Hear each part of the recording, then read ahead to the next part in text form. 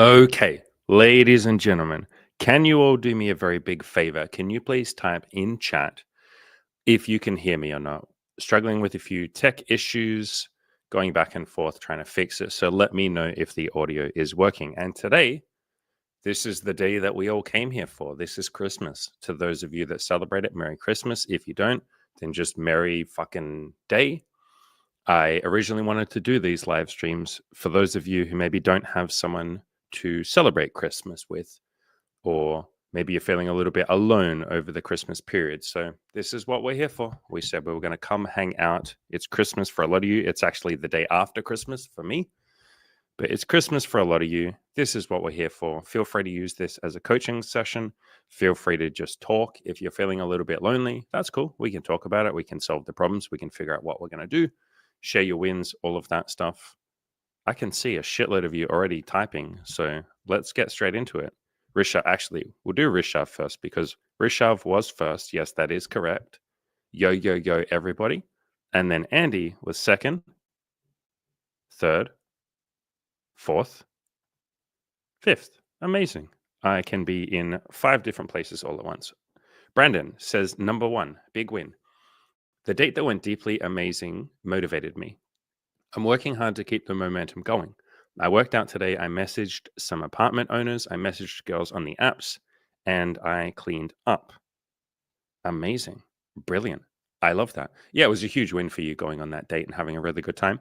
Something that helps is if you can go on one date and have a really good time, even if you feel like it was a fluke and you're like, I have no idea how I did that, then you can do it again. If you can have one great date, you can have 2. So good job. Phoenix and Rishav both said, congratulations, Brandon. Hell yeah. Mortis, happy holidays. Happy holidays to you too, my friend. You say mostly spending time with family and eating. Yeah, that sounds like Christmas, doesn't it? Eat a shitload of food. I actually have been losing weight over Christmas. Not that anybody asked, but I've been on keto, I guess carnivore keto. And so I've accidentally lost a little bit of weight over Christmas. I've spent Christmas with my friend Tim, and we basically just ate steaks and shit like that over Christmas. So yeah, it's been fun. Nathan says, hello, Andy. Hello to you too. Avesra away. Merry Christmas, y'all. Merry Christmas to you too. 2 Andys. Wait, where's the 2 Andys? Are you talking about in the thumbnail? If so, yeah, there's lots of Andys in all the thumbnails.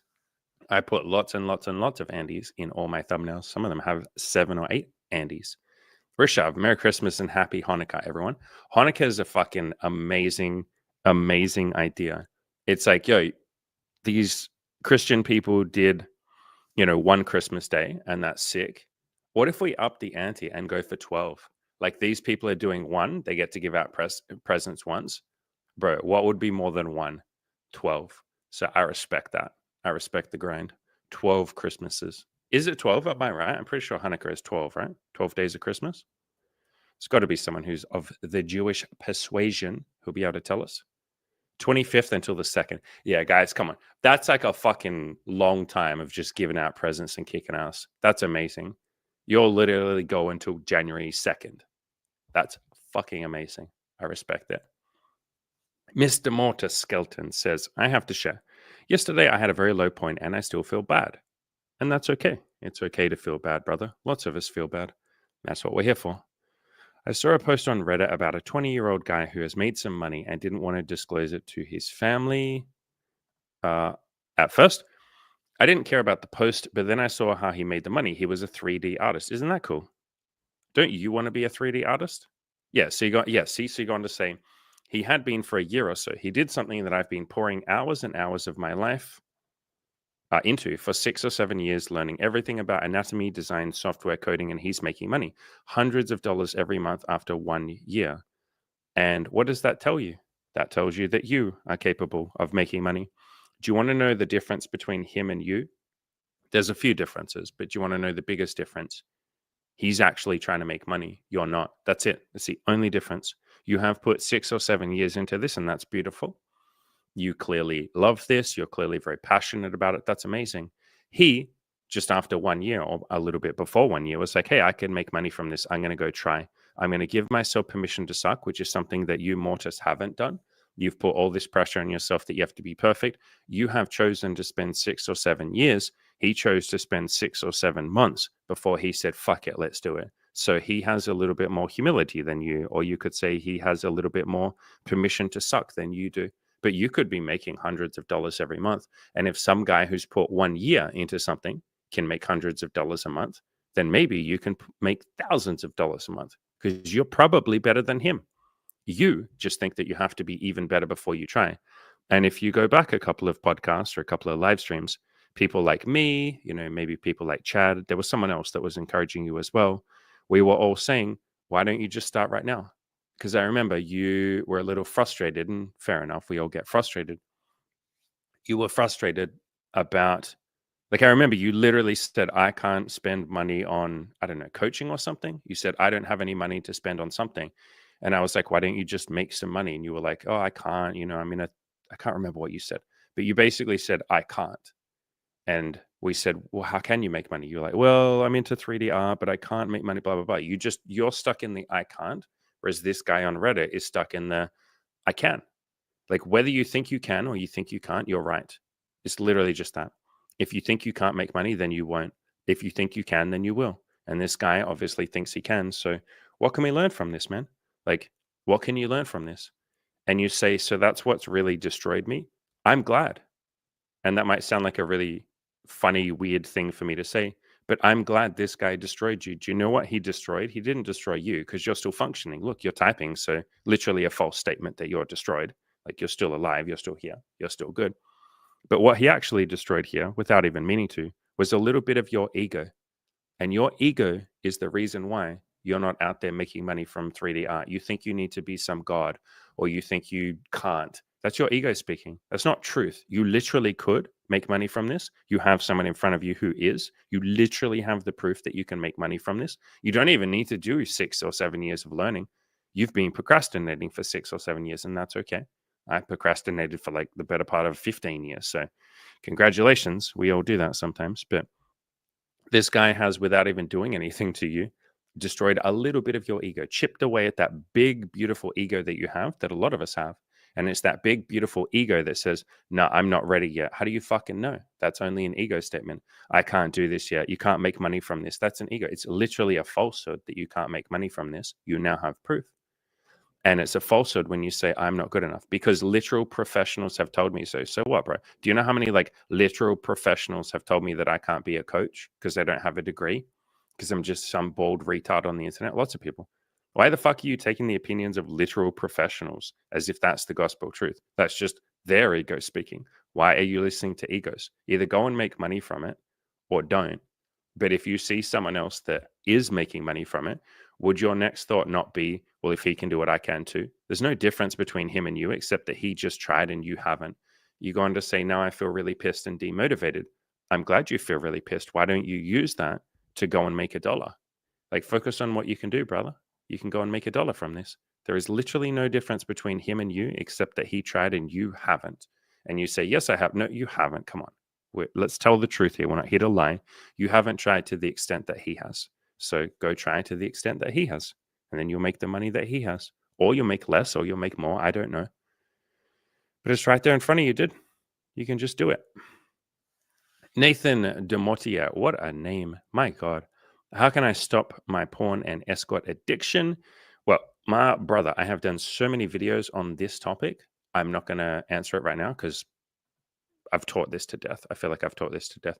So just search on YouTube for Andy Wells porn. I'll show you a couple of videos here. I've talked about porn to death, like to death. So I quit porn. Porn-induced erectile dysfunction is ruining my life. Sex and porn. What else we got? We got more. No porn. How to quit alcohol or porn. What else? There's more in here somewhere. Just search my channel for porn, dude. I've covered this so much. You can also just search for like Andy Wells porn, Spotify. Just search on Google, and you'll find this one here. Are you struggling with addiction, porn, alcohol, etc.? I've even talked about porn on my blog. So yeah, man, much love to you. I promise that it is something you can improve, but I've covered this to death. I don't really want to cover it again. Sometimes as a content creator, you've talked about something so much that when someone asks you a question, your first thought is like, I don't want to talk about this. I've talked about it like fucking 15 videos. Like, So yeah, go watch those, man. If that doesn't help, then come back. But I promise there's enough in there that'll help. There's plenty of people that have gone through my coaching program that have let go of their addiction to porn or at least reduced it. I am at this point in time 6 months sober from alcohol. So alcohol and porn, they're all just addictions, man. It's all very similar. Obvious throwaway. So I am assuming, my friend, that you were replying to Mortis with this, and you say results is a combination of skill and opportunity. You can train like a Shaolin monk for 30 years, but if you never have or fish out the right opportunity, you aren't going to get results. Yeah, you got to go take action, basically. Yeah, beautiful. Chad, coming in with the motivation as always. Mr. Phoenix, did you look for more in real life meetups? Yeah, Chad. Beautiful energy, Chad. Hey, Chad, while we got you here, what are you working on, Chad? I really appreciate how much you give to all the other people here. Like, you do a lot to give to others. I am curious what you're working on, man. Like, and how can we facilitate your greatness? Like, what can we do for you? Is there anything you'd like from us, Chad?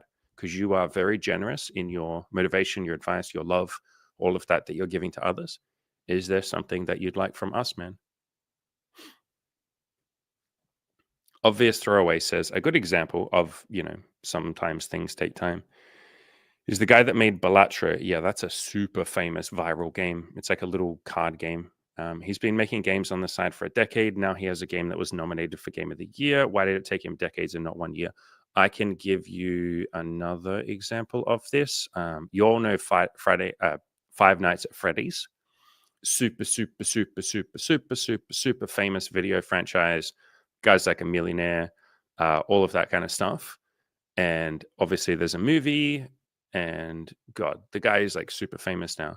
But if you go onto a YouTube channel called Solar Sands, which I love this channel, he does like video essays, really, really, really interesting channel. This video here, before Five Nights at Freddy's. So the guy's name is like Scott Cawthorn, the guy that made Five Nights at Freddy's. This guy was making games for like fucking 20 years and making videos and making movies and like animations, and just the guy like hustled and grinded. Like, he was making so many games for so long before Five Nights at Freddy's was the first game that really got any popularity. And some of his other games are like incredibly beautiful and incredibly interesting. Like, he made like turn-based shooters. There's one here that's really beautiful. Let me see if I can find it. Just the graphics in it are like insane. Like, he's clearly very talented as just an animator. Yeah, this is like before Five Nights at Freddy's. Like, you can already see he's starting to do stuff similar to that. So this is a good example of someone like grinding and making really beautiful, really crazy, really out there animations and artwork and stuff. Just a very creative, hardworking guy. And so sometimes we don't go viral, we don't blow up. So yeah, to put it back to you, Mortis, when you're saying I've worked on this for 6 or 7 years, yeah, sometimes that's what it takes. What you're missing is actually going out there and trying to make money, and that's okay. I wrote my blog for like a year and a half before I made $1, and I thought I was trying, but I wasn't. I wasn't really trying at all. Like, I was doing work, I was writing articles, but I wasn't trying to make money. I wasn't going up to or messaging strangers and saying, "Would you like to pay me money?" Which is usually what it takes. Okay, really good point here, Mortis. You're saying, I feel so hopeless with money. That's okay. I felt really hopeless with money for the vast majority of my life, man. How much more do I have to self improve? Not at all. How much more do I need to acquire new skills? Not at all. How much more do I need to be good enough to make money? Not at all. You're just not doing it. You're not doing it enough. As Obvious Throwaway says, maybe it's not time to improve now. Maybe it's time to apply, or time to improve your opportunities. You say, I've applied to hundreds of places. Okay, do a better job applying. Like, upgrade what you're sending them, or apply to thousands of places. Like, whatever it takes, man. Start focusing on what you need to do to change it. And I get the feeling of hopelessness. I know that it can be a little bit of a challenge to keep taking action when you feel hopeless. I know that, man. But like, this is how I felt. Do you know how many times over the last 5 years I've like had sleepless nights and felt stressed and gone, what more do I have to do? I've done 1,000 pieces of content trying to help people and change their life. I have poured my heart and soul. I have like sat there for 4 hours and 5 hours on coaching calls with people while they cry to me, and I pick them up and put the pieces back together and tell them that everything's okay. And I genuinely change their life. Like, how much harder do I have to stress or do I have to struggle before I don't have to stress about money? Like, I get it. I've been there, man. Like, that's been my last 5 years. But at some point, you realize the struggle the entire time was due to you and your stories that you were telling. and that everything was okay the entire time. There was just a little bit more action you needed to take to make more money. But you were the one resisting and saying this sucks and it's awful and all of that. And that took me quite a few years to realize. So it may take you a little while too, brother, but either take action or don't. But you don't have to tell a big story of how this is a battle and it's awful. That's the extra stuff we add on top, the extra suffering that we make ourselves endure. Diane says, Merry Christmas again. Yep. Well, technically, it's Merry Christmas for all of you. Technically, yesterday wasn't Merry Christmas for you, but hello, welcome. How you doing? All right. Reading through the rest of what you're all saying. Rishav, feeling super extra jealous today. Good. I'm glad you feel jealous. Jealousy can often be a beautiful motivator to take more action. All my friends are partying and I am broke, so I didn't go. Also, everyone has a partner, so I didn't want to be the lonely one. What are 3 beautiful things that you get from today? Number 1, you have a community that care about you and that are all sitting here feeling love for you, brother, wanting you to win. That's one thing you have. Maybe your friends have that. Maybe they don't. Maybe they're all just partying and they're not feeling love for each other. I don't know. I'm not there. But that's one thing you have. Number 2, you have the internet and you can type out this comment and talk about how jealous you are, and people will look after you and try and pick you up, myself included. Number 3, what can you be grateful for? You can be grateful for the fact that you get to work on your self-improvement. Maybe other people are busy partying. Maybe they're busy having a partner. And by the way, having a partner doesn't just suddenly make your life brilliant. Do you know how many partners argue and fight and feel miserable? You can feel, and in fact, some of the most lonely people have a partner. You can feel incredibly alone when you have a partner. What if you feel like your partner doesn't get you? Then you feel even more lonely than if you're just single. So you got some beautiful things to be grateful for, man. And I'm glad you're jealous. It will be the motivator and the fuel for you to go and take some action. I'm feeling lonely. Great. Good. I'm feeling hopeless. Good. I'm feeling fucking jealous. Good. Those will be beautiful motivators for you, man. That's the reason you're here for self improvement. If you didn't feel lonely, you probably wouldn't be trying to work on yourself. If you didn't feel hopeless, you probably wouldn't be at the point where you let go a little bit and ask for help, which is what you're doing here. That's brilliant. And if you didn't feel jealous, you probably wouldn't want to improve. So you guys all think those emotions are bad, but they're motivators. They're beautiful. They're something to be grateful for, which might sound like a radical notion, and maybe it is, but yeah, you can be grateful for your jealousy. I sometimes get jealous and then I turn it into gratitude. I'm glad I'm jealous. It means that I want to improve. Let's go improve. So I promise it's okay, brother, but we're here for you. That was literally the point of today's stream, man, is for any of you that feel jealous or lonely or sad or unloved or any of that. That's why we're here, to give you that thing, to show you that your belief is false. Your belief is, I'm alone. No, you're not. We're here. And you might say, but I feel lonely. Yeah, but you're not alone. Those are 2 different things. So we're here for you, brother. We're here, man. And Mortis, we get to the crux of why you have not made money, but this other guy on Reddit has. I want to be the best before I start making money. Right there. That's the literal reason. So I'm glad you're self-aware about it. This statement is the reason why you haven't made money. I went through the same thing, brother. And really it was because I was scared. I was scared to suck. I was scared to try and coach people and not do a good job. I was scared of people saying that's awful. Like you said, I was scared of putting more shit into this world. And I was really, really, really scared of making mistakes, like you. I was scared of all of those things, so I didn't make any money. And at some point, you realize that if you give yourself permission to suck, you can have the things you want. But the entire time that you're saying, I need to be good, I need to be the best, you won't get any results. Why would you? You haven't taken the action. You're aware about that. So this is very self-aware of you, dude. Good job, by the way. This is very self-aware. You could be sitting there jealous and just blame the other guy, but part of you knows, like, no, I want to be the best. That's why I'm not making money. Same thing happens in dating. Guys and girls will be like, I have to improve myself and be literally perfect before I actually start putting myself out there. It's like, fine, you won't get any results. There are people in my coaching group that are like morbidly obese and getting better results than quite a lot of you because they're trying. They're actually just walking up to women and being like, hi, I'm nervous. I'm scared. Please be nice to me, but you're really pretty. Would you like to go on a date? And because they're morbidly obese, yeah, they might need to talk to more women than a very slim, athletic, hot guy. So they just go and talk to more women. And then one of them says, sure, I like you. I'll go on a date. They go on a date. They have sex. They hook up. They become boyfriend, girlfriend, or whatever they're looking for. And they have a great time. Mortis, there are people making 1,000 times more money than you because they're trying. Also, go back and watch my original content. I mean, hell, watch this content right now. We could sit there and give a million reasons why my old content and even this content right now is shit. I don't do a lot of editing. I don't make my content clear and concise. I ramble a lot. I sometimes or often repeat myself. If I have a guest, I interrupt them all the time, and people point that out to me constantly. The person themselves will sometimes get frustrated. Cam, in quite a lot of content, will say, Andy, stop interrupting me for a second. People will point out if I have Imogen on that and this guy speaks over this girl all the time. Just let the girl speak. That's like the most common comment that I get when I have an interview with someone, like when someone's with me. I don't interrupt so much when it's like, yeah, I interrupt all the time. Is the point. There are so many things or so many things we could point to and say, my content sucks. I'm shit. I'm just putting more shit out into this world. I'm just rambling and not making sense. But guess what? I'm making fucking like 10,000 times more money than you because I'm trying, because I'm not afraid to suck.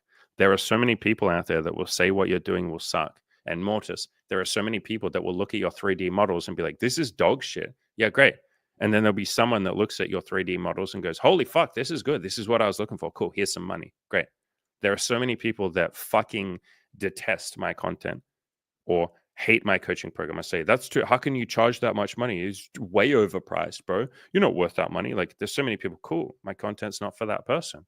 Then there are so many people who are like, yeah, I think this is what I'm looking for. Those are the people that I'm looking for. You're making it right now. And this is just an ego thing. Your ego is acting like there is some objective truth about your 3D models, or like there is some objective truth about my content. Who decides whether or not your models are shit or good? It's just an opinion. And so you are basing or you are choosing not to take action because of opinions. Like someone might have an opinion that this is shit, or me, myself, I have the opinion that my models are shit. Cool, bro. That's just like, your opinion, man. That's a quote from, God, what's that movie called? I always forget the movie, the bowling movie. One of you will say in the comments, The Big Lebowski. That's just like, your opinion, man.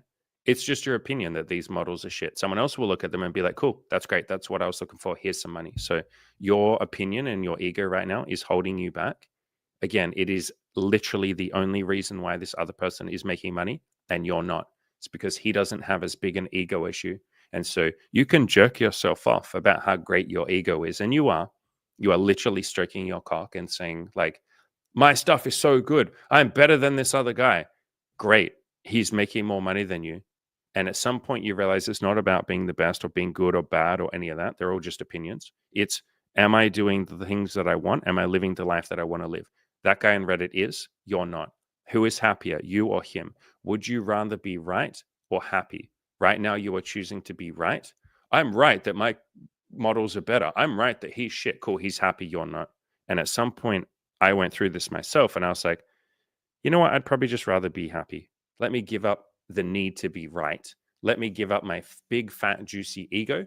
And I use that to jerk myself off. I just want to be happy. I'm okay if my coaching sucks. I'm okay if my content is dog shit.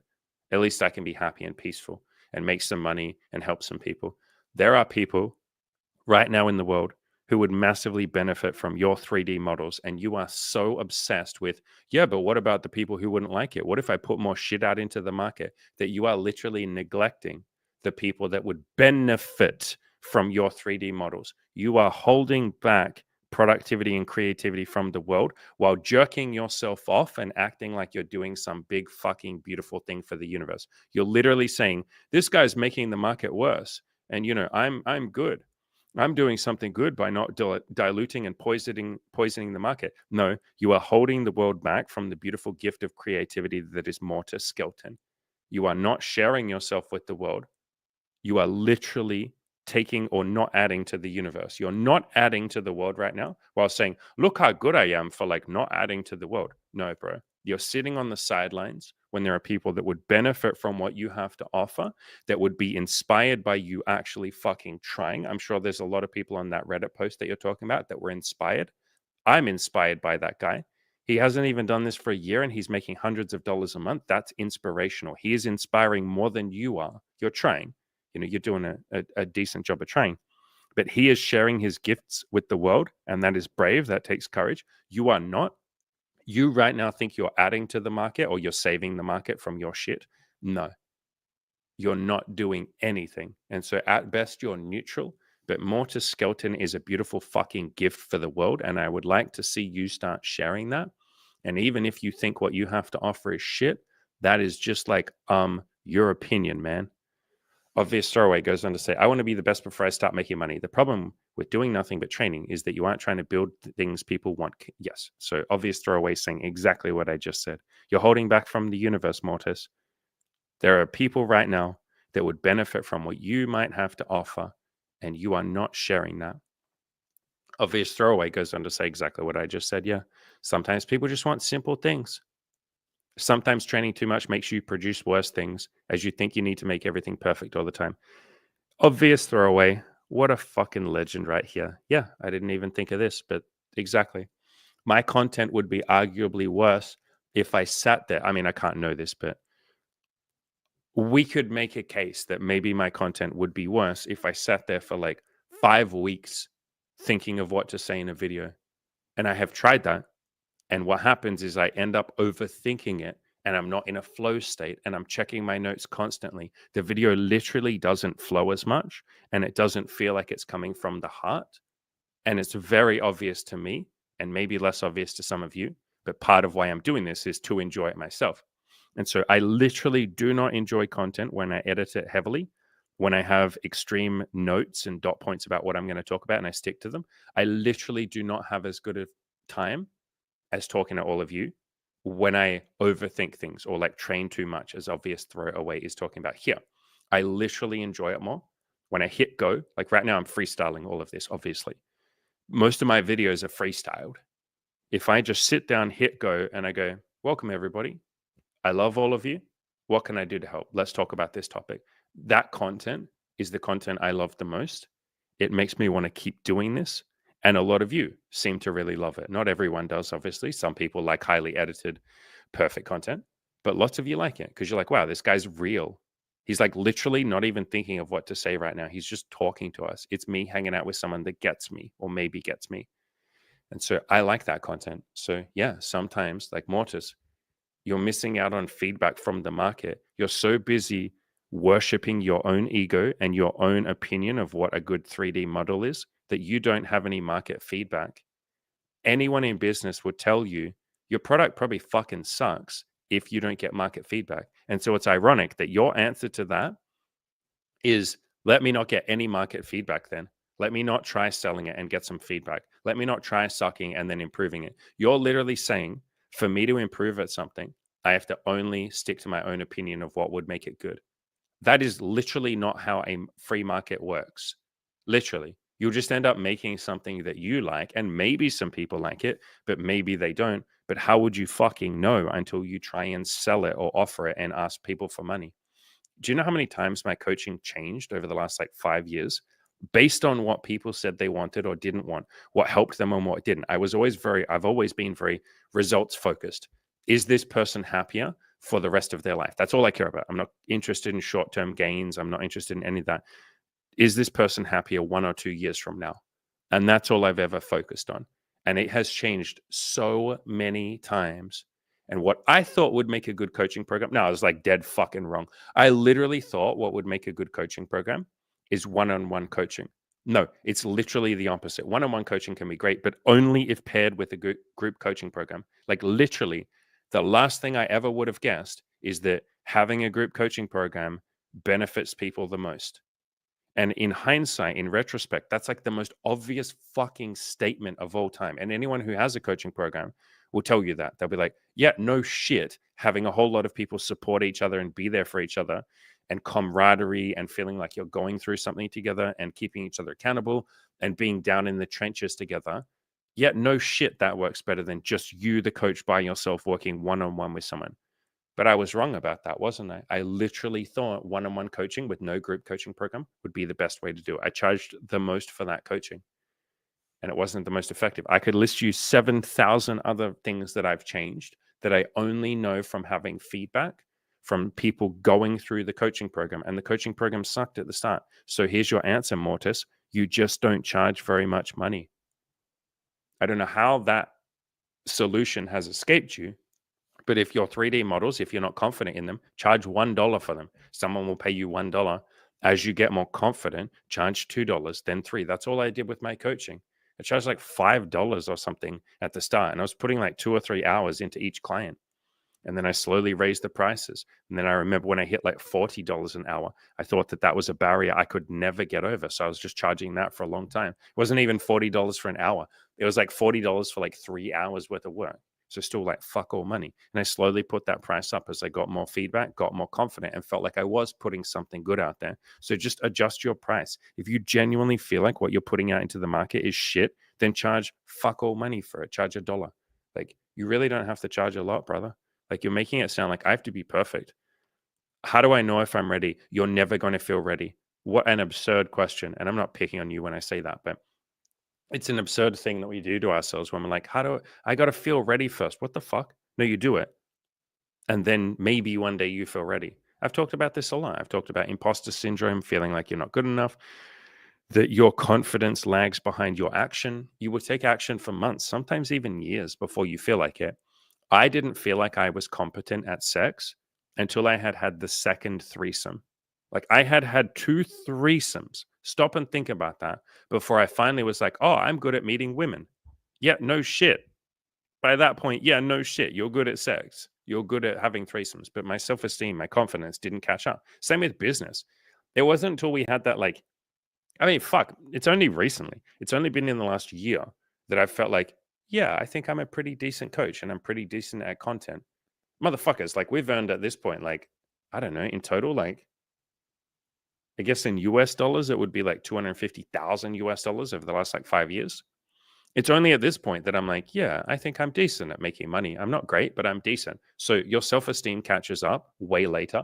That feeling of I'm ready will come maybe 6 months or a year after you start taking action. Like, it's so far behind. So just go take action. All right, let's scroll down. I'd like to talk about something else, maybe. We can talk about this more if we want to, but like, feel free to start dropping other questions and stuff. We can come back to this, by the way, Mortis. I'm not saying we won't talk about this more, but I want to change lanes and talk about something else. All right, 7. Hello, 7. Question for Annie. I noticed your content has changed a lot in the past 5 years. That's hilarious timing, because that's literally what I was just saying. So, are there any opinions from your Tinder guide that you have a different perspective on today? Yeah, maybe the entire Tinder guide. I wouldn't push so much for like, you got to get laid as much as possible. Like, that's not something that I push or talk about at all. But yeah, anything else? No, I think the basis of the Tinder guide is self improvement, playing the numbers game, and building connections with women. Like, the retention guide at the end of it is all about how to build connections with people. So, no, I wouldn't change anything. I think there's enough gratitude in there as well. Like I said, the only thing I would change is the actual statement of the guide itself, which is like, get laid a ton. Now I would just call it like how to meet women on Tinder. So I'd change that. But I don't care enough to get in there and change the entire Tinder guide. It would be quite a bit of work to edit it for maybe not a massive benefit to me. So yeah, I just changed that. Less of a push to getting laid and more of a push to like building connections with people. But like I said, there's already a lot of that at the end of the Tinder guide. The whole retention section is about building relationships and connections with women.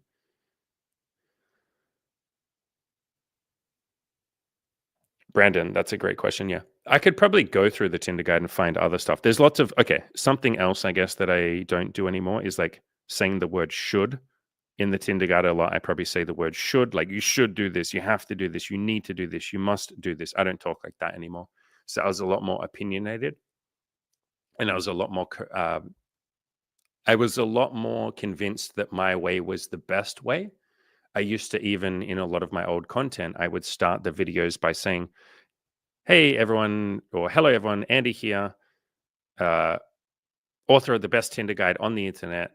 Let's get into it. Like, I literally said best Tinder guide on the internet. I don't say that anymore. Like, yeah, so there's slight things, but if I really disagreed with the Tinder guide, I would edit it heavily. So I agree with most of it. Like, I think there's a lot of stuff in there on empathy with women. I have an entire section on that. Gratitude, enjoying the process, um, building connections with women. Obviously, there's a ton of self improvement stuff. Like, the vast majority of the Tinder guide is a self improvement guide. You could just take the start of the Tinder guide and ignore the sex stuff.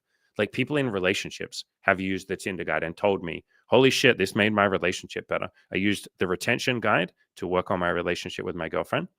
I used the self improvement section to improve myself. My girlfriend started using the self improvement section and improved herself. So I think there's a lot of general concepts. Maybe I would tweak some of it and make it less obsessed with just getting laid and make it a more universal self improvement guide. But no, I'm like pretty happy with it. I put a year or so of work into it.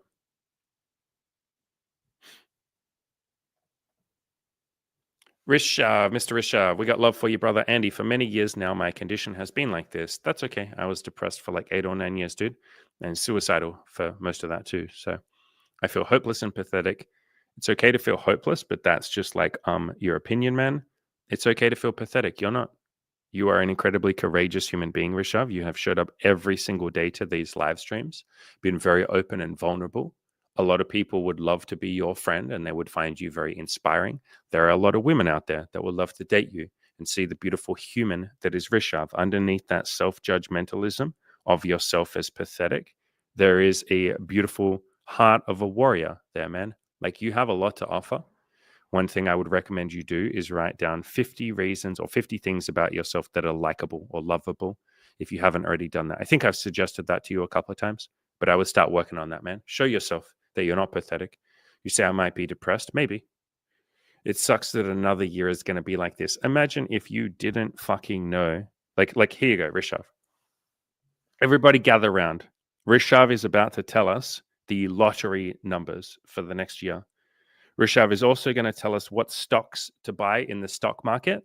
Rishav is going to tell us what the weather's going to be like every single day in every single country because he knows everything. He already knows what's going to happen for the next year. He knows it's going to suck and it's going to be exactly like it was last year. So, Rishav, if you wouldn't mind telling us the lottery numbers, a lot of us would like to get very rich. You can tell us like what cryptocurrencies to buy, maybe what NFTs to buy, what stocks do we buy? Because I wouldn't mind making a little bit of free, easy money because you've made a big prediction of the next year, brother. And I'm obviously, making a bit of a joke and being a bit silly here, but you're being silly. You're saying, I know how next year is going to be. Well, great. Tell us the lottery numbers. Tell us what's going to happen. If you already know how the year is going to be, then why even show up? What is the point? If you know how it's going to be, tell us the lottery numbers, bro. Play on easy mode. Why don't you just go win the lottery? And then you go, well, I don't know that. Yeah, so you don't know anything. Imagine if instead of having expectations, you had only curiosity. Imagine if you show up to 2025 saying, well, look, I have an idea of what I think will happen, but how the fuck can I know? Like, I don't know. I'm not going to tell you I know how your year's going to go. That would be absurdly egotistical for me to predict. And so a little bit of this is a little bit of humility, bro. Like, you don't know how the year's going to be. You know how last year was. Great. But even then, you're not accurate. You tell incredibly negative stories. Most people do. You literally said, I think I might be depressed. A depressed person does not have an accurate worldview. It is literally the reason they are depressed. It is a big contributing factor to why you're depressed. And so I don't value or I don't take seriously your opinion of how the last year went. And I think if you got out a big piece of paper and wrote down all of the successes, all of the courage that you showed, all of the things you did to improve, you would probably come up with several hundred things that you did last year or like 2024, this year, I guess, to improve. And so do that. Like, I keep giving you homework, Rishav, and you're either going to do it or you're not. But write down 50 reasons why 2024 was better than I thought it was. If you are, as you say, depressed, you do not have an accurate lens with which you view the world. You are just not accurate in your assessment of things. That is what depression is. It is a negative worldview. It is a tainted dark cloud that hangs over you. I was depressed for 8 or 9 years. I would know. It is a form of arrogance. And I don't mean that to denigrate you or pick on you. I was incredibly arrogant when I was depressed. And every depressed person I've ever worked with, I don't always say this to them, but they are incredibly arrogant. You believe that your view of the world is correct. And if someone else comes along and says, no, you've done a good job this year, you just dismiss it immediately. That's arrogance. being unwilling to listen to someone else's opinion or positionality or statement or story is arrogance. And a lot of you suffer from the ego. That's what basically every human being on earth suffers from. It's not personal. You're not personally egotistical, but you believe your own personal ego. And that is where your suffering comes from. So a little bit less expectations, a little more curiosity, and you might find that you have a beautiful year. As obvious throwaway, coming in with the beautiful wisdom, as always, says, well, it could suck, but does it have to? Well, according to Rishav, it will. So again, tell us the lottery numbers, brother. Rishav, tell us what the stocks are going to do. You know what the year's going to do, so tell us, how's the weather going to be? And if you can't know those things, then how can you know the year is going to suck? How can something already be over when it hasn't even started? How can you already be predicting the scoreline of a game that has 1 year before it even ends? We call that arrogance. Or I guess a lack of humility would be a kinder way of saying that. All right, let's scroll down a little. I want to catch up with some of the comments.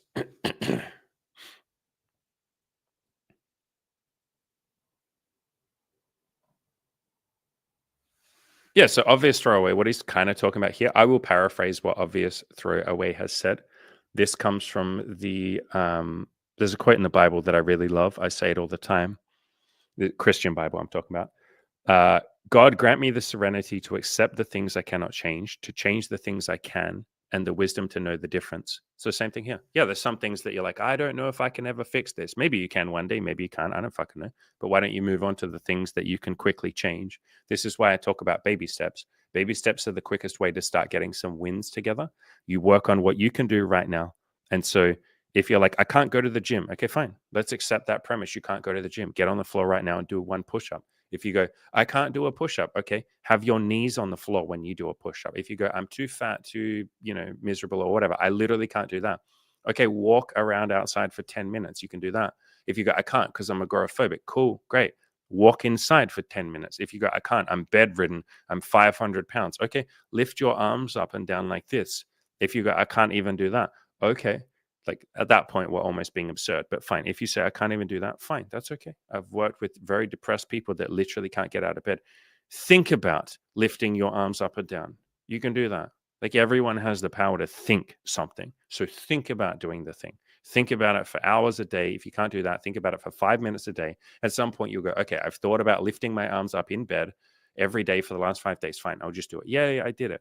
And then you slowly work towards like walking around and going outside. There are people that are like fucking, have their legs blown off or something, or get into a car accident and can't walk again and slowly learn to walk again. Piece by piece. It takes months. They have to learn deep humility. And I have nothing but the utmost respect for people that can't walk and then learn to walk again. That's insane. Or have a brain injury and can't speak and slowly learn to speak again. It is literally a series of tiny little baby steps and a lot of humility. And it takes a long time sometimes, but you do it bit by bit. So, as obvious throwaway is saying, there is always something that we can do. That's essentially, this statement here. And so just start getting those little wins together. Like all of you have things you can do, like to start getting some wins together. And let's just start working on those things, That's what this channel's for. It's like, let's take some action, you know? We don't have to sit here and talk about what we can't do. Like, I'm not even going to argue with you guys about what you can't do. You might say, I can't do this. Cool. What can you do? Like, I'm not even interested in the argument. I move past that immediately. A lot of you get stuck on the argument, like arguing with yourself. You're like, I can't take action. I can't make money from this. I can't do this. Cool. What can you do?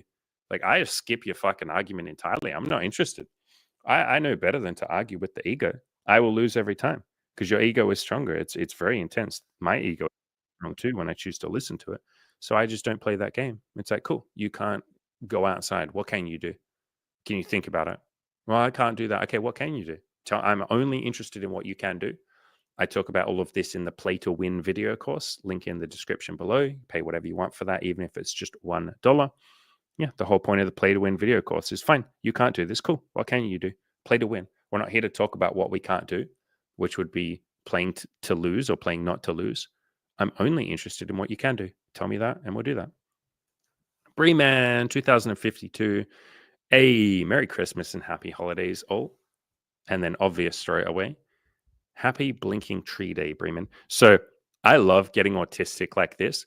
I love breaking things down into like, I don't know, their constituent parts. Like if you're like, oh, I'm going to go to the gym today, I will love to. I love saying to my friends, I'm going to go to a room full of sweaty people and I'm going to pick something heavy up and put it down, pick it up, put it down, pick it up, put it down, pick it up, put it down, pick it up, put it down 10 times. And then I'm going to take a minute or two to rest. I'm going to do that again. Then I'm going to go pick up other heavy things. And then I'm going to push some heavy things. So sometimes I'll pick up, sometimes I'll pull, sometimes I will push. And then when I'm done, I'll leave. I love breaking things down into their autistic, like constituent parts. It always amuses me. Happy Blinking Tree Day, Bremen. Thank you for amusing me with that obvious throwaway. Rishav, I'm feeling too low today. Gonna go and play Red Dead Redemption 2 after this stream. What a beautiful act of self-love that is, my friend. See, that's something else that you have to offer the world. That's something else that you have to offer yourself. You're pretty good at looking after yourself, even if you think you're not. You're pretty good at giving yourself a little bit of what would help you. You know, if you're feeling sad, play some video games. That can help. Isn't that beautiful? Rishav, everybody, is really good at being kind to himself. Thank you for that act of self-love, Rishav. Thank you for being nice to Rishav, because I like Rishav quite a lot, even if sometimes he doesn't like himself. And so I really appreciate you being kind to my friend Rishav. Thank you. You're looking after my friend. I appreciate that. Diane says this group has helped me incredibly much. Yeah, it's funny how just having a bunch of people around you that will push you and support you and love you and all of that, like just people that are non-judgmental, like all of us, we have judgment, sure. Like we judge. There's been some judgments on this channel. I judge sometimes, you will judge, but like there's a pretty fucking non-judgmental group. That helps so much. Just like a bunch of people who are like, we love you. You're doing a good job. And you're like, wow, I never knew how much I really wanted to hear that. Like, so yeah.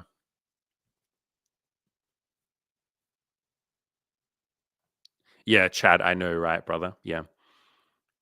Many people, let's just say basically, I don't know, 90% of people underrate how much other people want to help them. Yeah, like you think you're a burden. You're like, oh, no one would want to help me. I don't want to get in the way. In my coaching program, we have a whole bunch of videos that Cam and I have made for like the coaching clients to like welcome them to the group, explain what the group's going to be about, just like a bunch of really motivational stuff on like how to use the group for the most, how to have an accountability partner, and like what to do when your time in the coaching is over. Like lots of like really helpful videos around the coaching. And one of them is like how to ask for help from the group without feeling like a burden. Like literally, we have a video because it's something that kept coming up in a coaching group that people are paying a lot of money for. They still felt like I shouldn't really be bothering people. And it's like, yeah, you should. You paid a lot of money to be here. Fucking bother us if you want to. It's not even bothering.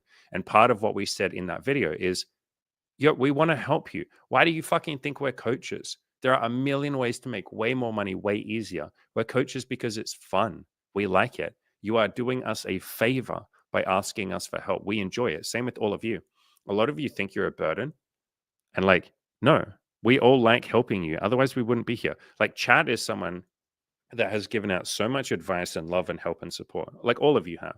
But Chad's gone really hard over the last like 2 weeks. Do you not think Chad likes doing that? There's probably a billion other things Chad could be fucking doing with his time. He's German, so he could probably be fucking, I don't know, engineering trains or some shit. I don't know what else Germans do. Actually, I do. He could be drinking beers, eating fucking bratwurst, and just going around with like a fucking cool accent. Like, Chad could be doing a million other things right now, but he's choosing to help you. Why?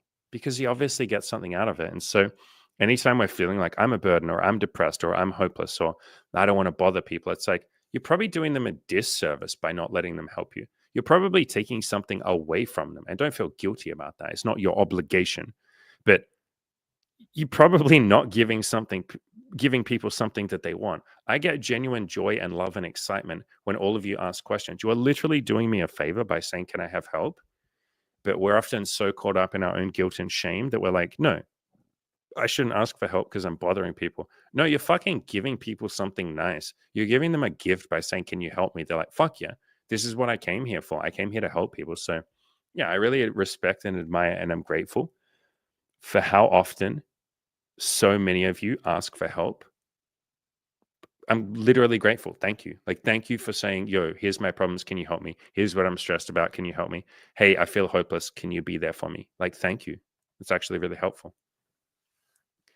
Diane, yeah, Diane's been finding a lot of peace for everyone listening with like letting go of, I guess, I don't know if you'd call it neediness, attachment, neediness maybe, towards a guy that she's seeing or started seeing, and he has taken a while to reply. Which, how many of you guys can relate to that? You know, a girl that you like takes a while to reply, and at first you feel really butthurt and you feel like sad and you take it personally, and then you learn like, okay, this person is doing me a fucking favor because they're giving me an opportunity to be there for myself, to practice that independence, to practice that self-love. So yeah, I used to have lots of moments of frustration when a girl would take forever to reply to me, and I'd take it very personally. I'd be very hurt, and then I slowly just worked on being grateful for it. Like, hey, thank you. Yeah, I still have some neediness clearly because I'm hurt that you haven't replied. So thank you for the opportunity to work through my neediness and be there for myself and spend time with my friends and spend time with my hobby and have other things that I do. So yeah, good work, Diane. Expert cheek clapper. Hi, everyone. Just made a pigs in blanket pizza. So for those of you, wait, will Americans know what that is? Isn't that like only a British thing, and I guess Australian as well? Oh, holy shit, that's American. But I thought it's like British. Okay, I didn't know that. You in America have it. Okay, cool. But in America, you wrap it in bacon. Okay, so the British and the Australian one, it's wrapped in pastry. It's a little like sausage, like a little hot dog sausage wrapped in pastry. And I think in America, you guys wrap it in bacon. Americans love bacon, and to be fair, a lot of the world does. But like, yeah, Diane, wait, 250K. What are you talking about, Diane? Oh, money. Oh, okay. Holy shit. I thought you meant subscribers on YouTube. And I was like, we're at 60 something. We did not get to 250,000 in the last like week. I was tripping there, Diane. Yeah. Okay. Yes. Yeah. A lot of people, it's not even congrats to me. I know you're just saying general congrats, but it's like, I'm grateful for every person that's ever given me money, including all of you who've just paid like $1 for the Play to Win video course. I'm grateful for Emmy. I'm grateful for Cam, Ed, and Taylor, my coaches. Like a lot of people helped us with this stuff. So I'm super grateful. Like, yeah, it's been a wild ride. KB Titan 24. Hello, my friend. I'm assuming you like basketball. I like basketball too. I just don't watch as much because I'm not in America, but I like basketball as a sport, as a concept. I like the storylines. I love the Kobe storyline. I fucking love the Michael Jordan storyline. I really, really, really love the LeBron James storyline. I just like basketball. I like the storylines. I like a lot of sports, not for the sport. Like I don't watch the sport, but I like the storylines. Tennis is another one. Cricket is another one. I like the people. How do you move on from your ex fast? So my friend, my brother from another mother, my American, I'm assuming you're American friend, from one Aussie to one American. I have covered this a lot. So this would be another one of those where I don't like really answer your question. I say go and like watch these 5 or 6 videos and these like articles I've written. All right, here. I will share on the screen. If you search on my blog, just search for the word breakup, how to break up and end things amicably with girls. And then I also have, if you search on my YouTube channel for the same word, just search for the word breakup. Breakups, your relationship just ended. Here's what to do. Breakup, are you scared your ex will hate you? Breakup survival manual. Is it time for you to break up? Do you miss your ex? How to move on? Yeah, I've covered this to death. So any of those will help. So just search YouTube for breakup on my channel. That's a lot, by the way. So just a community like PSA or whatever you call it. A lot of you ask questions that I've already answered a bunch of times. And like I can tell you're not searching first, and that's fine. Like that's just what happens as a content creator. You realize often people don't search, but just for anything that you're ever thinking that you're wanting to ask me, search my channel, search my blog, killyourinnerloser.com, and search my Spotify, which is just Andy Wells as well. Search those 3 things. And chances are I have probably done a video on it. I have probably written an article about it, or I've probably done a podcast about it. Like just almost everything. All right, let's keep reading. What have I missed with? Crash Kid says depression was a choice. I guess you're saying for you, or maybe for me. One must practice happiness. Like yes and no. It's a choice, but you don't realize it's a choice. And so then at that point, is it a choice? Like if you don't know something's a choice, then for you it's not. So, but I get what you're trying to say. I get what you're saying here. At some point, it's like you practice happiness. Yeah, yeah. I get what you're saying here. It's kind of a bit of both, isn't it? It's like as you work through depression and as you start to become more happy and peaceful and loving and all of that, which for some people can take years, for some people it takes months. But as you come out of it, you're like, oh, yeah, I just had to choose and have people help me choose to start practicing a bit of happiness and take action and all of that. But when you're in it, you don't know that it's a choice because it isn't at that point. If you don't even know there's a choice, then it's not a choice. So you're correct in that sense. And then, as Diane goes on to say, depression is a mental health problem, not a choice. Yeah, it's kind of both. Hey, isn't it like a really interesting thing to look at? And I've seen this with lots of my coaching clients when they're in the middle of depression. There is no choice. Like they're not waking up going, "Hey, I want to be sad today. I want to feel like shit today and feel hopeless." Like nobody chooses that. But then as they start working through it and taking actions, they realize, "Oh shit, I'm choosing to take action now." And so it's a little bit of having people help you and lift you up. I had a lot of people that helped me out of my depression. And I say that like in my depression guide. I literally have a big depression guide that if any of you are feeling depressed, I really recommend you go and read that and watch that. Just search my channel for depression. But as I came out of it, I was like, oh yeah, now I realize I have a choice. You had a choice the whole time, but was it really a choice if you didn't know it? So yeah, it's an interesting seeming paradox, but it's not really a paradox if you get what I mean, because it makes sense. Yeah.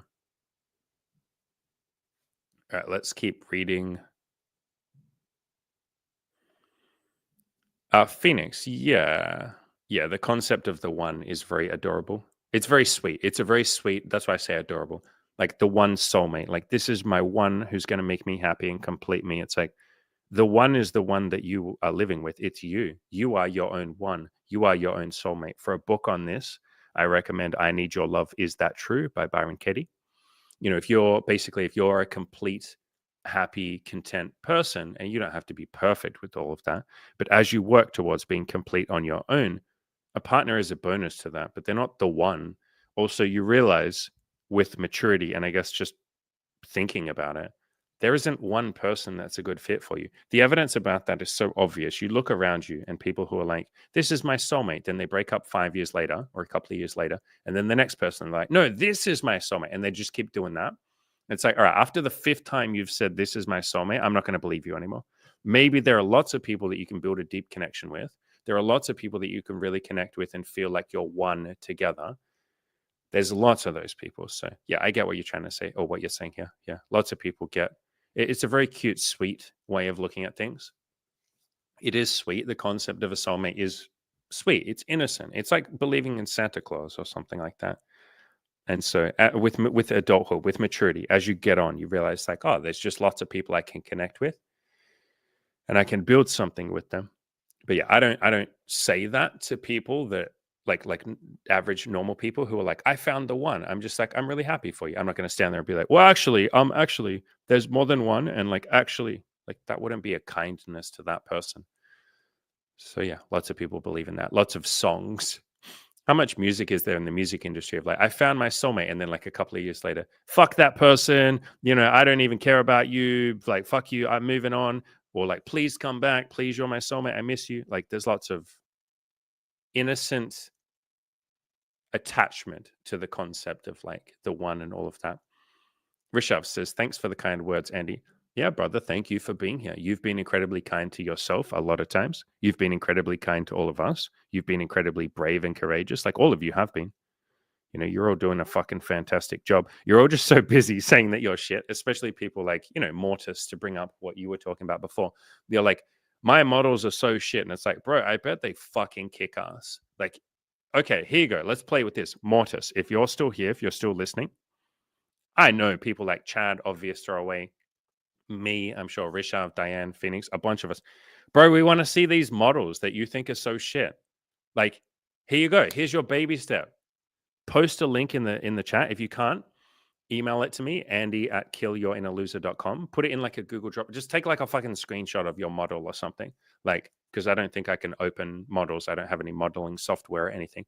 But take a screenshot of some of your models. Show us what we're working with, bro. And I bet they're fucking sick as hell. I bet you are so unbelievably good at it while you're like, I got to learn more. I got to train more. Bro, like everyone in the chat, let's tag Mortis. Like, tell Mortis, we want to see these models, dude. Like, I bet they're cool. Like, we promise we will give you compliments about them. If there's something we think you could improve, we'll tell you. But like, none of us are 3D modelers, so we probably don't know. But we want to see, bro. Share it, share it, share it, share it. Everyone chant, share it. Mortis, share your 3D models. Show us your work. And then we can look at it. We can give you a bit of motivation. And this will be an amazing baby step for you to start taking. This is you starting to put your shit out into the world, like your stuff out into the world. So everyone in chat, type Mortis, share your 3D models with us. We want to see this. Show us, brother.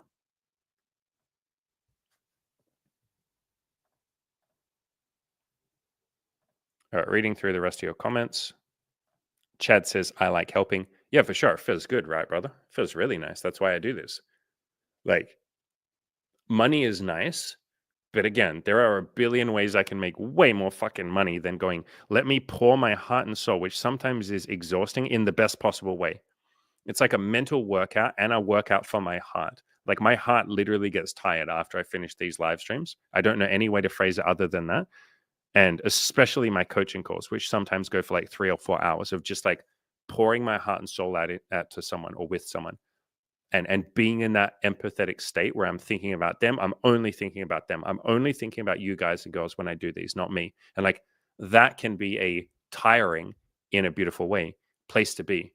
And so like, why would I do that other than because it's fun? I like it. I get something out of it. So a lot of us love helping people. Chad is a good example. Obvious throwaway gives a lot of, like all of you do. You all give good advice to each other and you're all there for each other. Like a bunch of you are. And so we do that because it gives us something. All right. Yeah. Everybody coming in hot to Mortis. I love this. Yeah. Crash Kids, share it. Share it, Mortis. Dr. Chad, share it. Obvious throwaway, Mortis. Become the skeleton of the, I don't even know what that is. Shanpies? Do you mean shapes? Phoenix, Mortis, share your 3D models. Email me, brother. I have my email inbox open right now. Maybe we'll be here for another half an hour today, maybe an hour. I don't know. You got time? Mortis, email me, andy@killyourinnerloser.com, and send us like a couple of screenshots or something of your 3D models, or post it in the chat. You can, I think you guys can post links in the live chat right now. Obvious throwaway says, give us the polygons. You got to take that last E out there, brother. But guess what? Give yourself permission to suck. If you can't spell the word polygons, that's beautiful. I love that. Mortis, show it. Yeah. Obvious throwaways. Ask Mortis to design it. Imagine if someone here reached out to Mortis and was like, Mortis, make me a 3D model. Actually, you know what? Fuck you. Watch this. Ready? Everybody, watch this. Mortis, send me a 3D model. Any 3D model. I will pay you $5 because fuck you and your little shit story about like, no one will pay me. My stuff is not good enough. Fuck you, bitch. I will pay you $5. I will, I guess I can PayPal transfer. I think that's the only way I can internationally transfer with any of you. I will pay you $5. I will fucking PayPal it to you and you will send me a 3D model. If you send me a 3D model to my inbox, andy@killyourinnerloser.com right now, I will PayPal you money. Okay? And that will blow a big, giant fucking hole in your shit story of like, my work is not good enough to make any money. No one will pay me any money for my stuff. It's like, no, bitch, I will pay you $5 right now. Let me log into my PayPal. Okay, I need to ask Emmy what's the login to the PayPal because she does all the business shit. I don't know any of this shit. I will transfer you, and you can. That lasts for fucking forever. You got to send it now, but even if you're late, even if you don't hear this till later on, if you send me in an email, one 3D model or a screenshot, send me a screenshot of a 3D model, and I will send you $5, and then that will screw your stupid little story, your innocent, sweet little story of like, nobody would pay me. Yeah, bitch, I will pay you. And there's lots of people like me, by the way. If you go outside and go up to strangers and be like, hey, I'm trying to make it. I'm trying really hard to build a business. Like if you just approached 100 people and told them that story, bro, like 20 of them will give you $1. How do I know that? Because I've done this. I've gotten lots of my coaching clients to go outside and maybe they're building like a photography business. And I say, walk up to strangers, say, if I take your photo and do a decent job and send you the picture on Instagram or something, will you give me $1? Lots of people do. You can even charge $5 or $10 for that, for literally just a snapshot that you take of someone, and people will like literally pay you money. So it's a funny story that we tell of like, no one will ever like pay us money or pay me money for this. It's like, yeah, they will. You just haven't asked enough people. Like, and directly and honestly, will you pay me money for this? And people will go, yes, they go. So like you got to be more honest about it. But yeah, frame bite. Do you think there's ever a time to go down the pharmacy route when it comes to depression? So my beautiful, wonderful friend, I in my depression article talked about this quite a lot. So if any of you are a little depressed or you know someone who is, go to killyourinnerloser.com/depression. I also did it as a video, this video here, where I basically like read out the entire depression article. Like it's like an hour and 30 minutes long. I talk about all of that. And at the top of this article, I say, if you or someone you know is currently going through depression, skip the chapter 3 for a list of resources. And down here, if you scroll down a little bit, there's a section on medication. Where is it? Dun, dun, dun, dun. Start small, take baby steps, read this book. Here's a bunch of other resources. These are all the other articles I've written.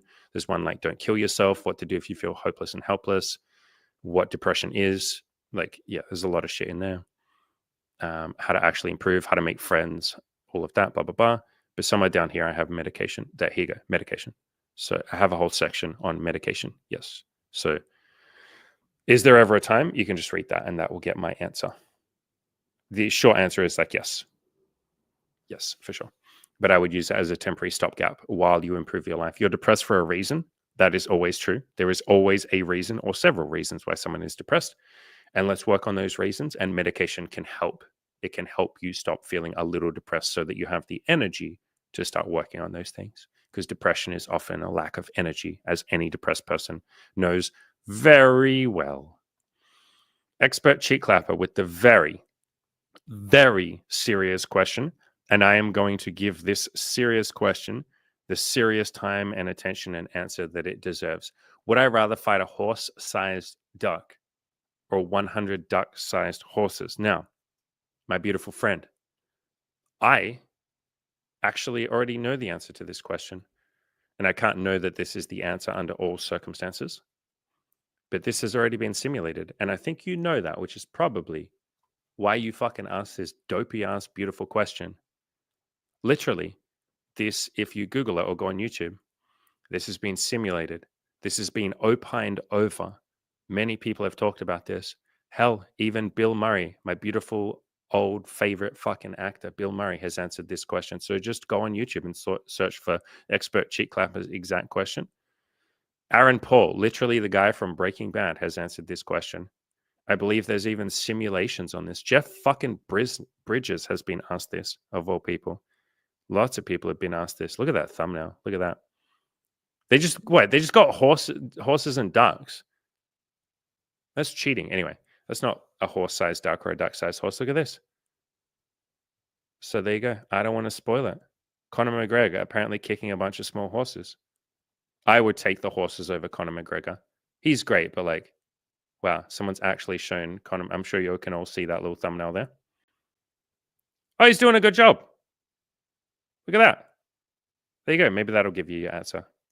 So there you go. No spoilers. You'll have to watch those videos. We wrap it in bacon in the UK, brother. Do you? Are you sure?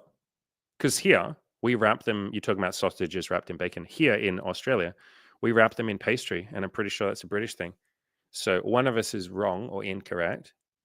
My ego says there's no way it can be me, which is what all of our egos say. How could I be wrong? I don't understand. The thought's in my head. So it must be true. So the only rational answer is expert cheek clapper. You must be wrong. Like, there's no way that I can be wrong. Dr. Chad says, and if you like storylines that much, are you a fan of wrestling? Okay, so to be clear, when I say storylines, I mean actual storylines. A lot of wrestling has great storylines. Like, I really like The Rock, like Dwayne Johnson, how he reshaped himself and he was going to be kicked out of it and all of that. I love that storyline. But a lot of WWF, like wrestling, WWE, is written by like Vince McMahon and all the people. So like it's not, I guess what I'm trying to say is it's not what I would call a pure storyline. I think it's cool. I think they do a fucking incredible job of being interesting and entertaining. I'm saying like a proper storyline of like just the pure sport and the talent. Like if you look at like tennis players like Novak Djokovic, Federer, Nadal, those people, or like in cricket, like the World Cup winning team back in like early 2000s, like Australia. I love following that storyline, like the actual competitors and their own backstory. I like basketball storylines. So I love wrestling storylines, or I used to like some of them. I like some of them, but a lot of them are like written the way that they want them to go, because it's an entertainment. It's not like wrestling is not the best will win. It's more like who's the best entertainer and the best marketable product. So I like that stuff. Yes, to be clear. I guess I was talking a little bit more about the storylines of like the person themselves is like working on themselves and they're an underdog and they have to improve, and how do they deal with humility and ego, and how do they get people around them to help them, and all of that. Like I like those kind of storylines, if that makes sense.